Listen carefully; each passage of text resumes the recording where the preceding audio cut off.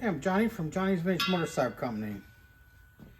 And what we have here is a 1972 Kawasaki H1 500 rear wheel.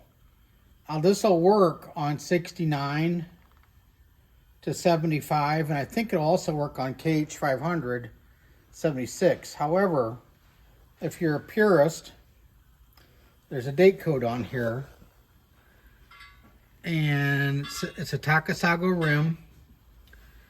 And when I get this off this machine here, I'll show you the stampings on it.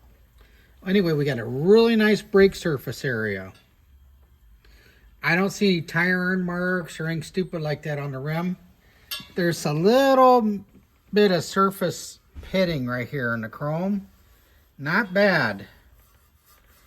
Little bit.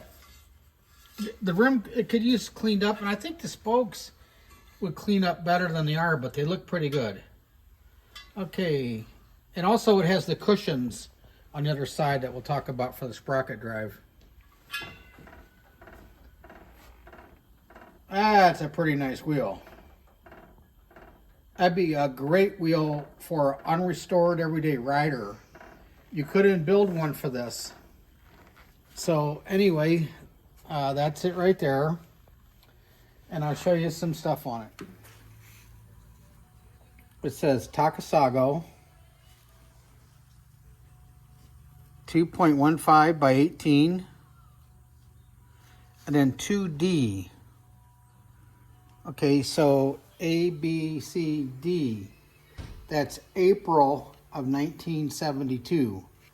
It could go 73, but most likely it's off of 72. You just never know.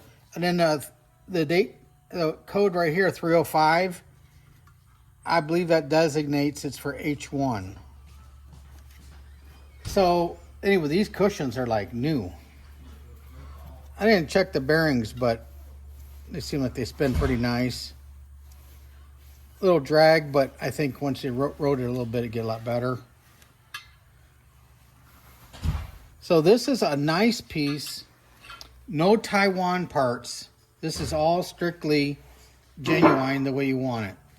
So anyway, thanks for looking at our stuff. I think that you'll get some good use out of this wheel. And like I say, this is perfect for the unrestored everyday rider because we still have some shine on the spokes. And I believe you could get all that to make it look a lot nicer. Okay, thanks.